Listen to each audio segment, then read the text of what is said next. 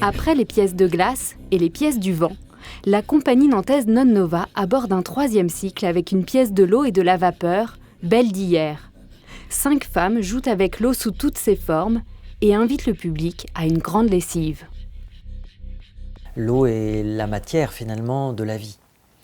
Donc c'était aussi partir de cette histoire figée, c'est pour ça qu'on démarre avec ces corps très étranges qui sont congelés, qui sont gorgés d'eau gelée et puis qui en se réchauffant perdent leur belle forme pour devenir des serpillères.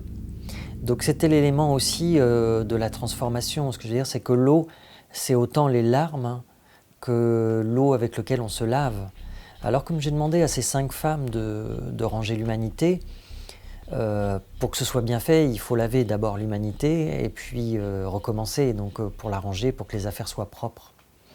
Donc c'est vrai que cette matière, elle est là. Et puis c'est une matière aussi que j'aime parce qu'elle nous appartient à tous et à toutes.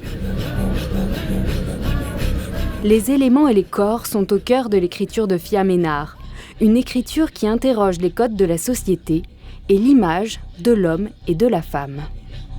Dans notre propre société, on peut dire que les femmes et les hommes sur le papier doivent être égaux et dans la réalité le sont beaucoup moins. Et que j'avais très envie de questionner cette histoire de la petite fille à qui on dit un jour ton prince viendra et un peu une sorte de croyance en disant le prince c'est ton sauveur, au même titre que la religion peut être ton sauveur. Et pour moi ça me pose encore d'autres questions, c'est de dire mais pourquoi faut-il sauver l'autre lorsque des fois, notamment dans le cas des femmes, ce sont les femmes qui sauvent le monde. C'est elles qui l'enfantent et c'est elles qui pansent les plaies. Donc c'est comme ça qu'est née Belle d'hier. Il a 2 références. La première c'est Belle de jour, le film de Buñuel. Parce que c'est un endroit, un regard de la femme et le pouvoir de l'emprise, finalement, la question de l'emprise. Et puis Belle d'hier, si vous tapez sur un moteur de recherche, vous verrez que sur Internet, Belle d'hier, c'est en fait les collectionneurs de vieilles voitures. Et c'est toujours autour de ces vieilles voitures qu'on met toujours une jolie femme. C'est le moment où on place la femme comme objet, et c'est à cet endroit-là où je voulais provoquer ce regard en disant « c'est fini ». C'est fini. Belle d'hier, c'est ça, c'est fini. Comment sortir des clichés ? Ces femmes expriment leur rage et brisent bel et bien le mythe du prince charmant.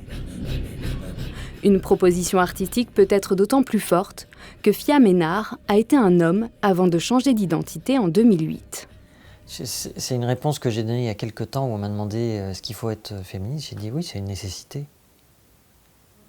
C'est une nécessité.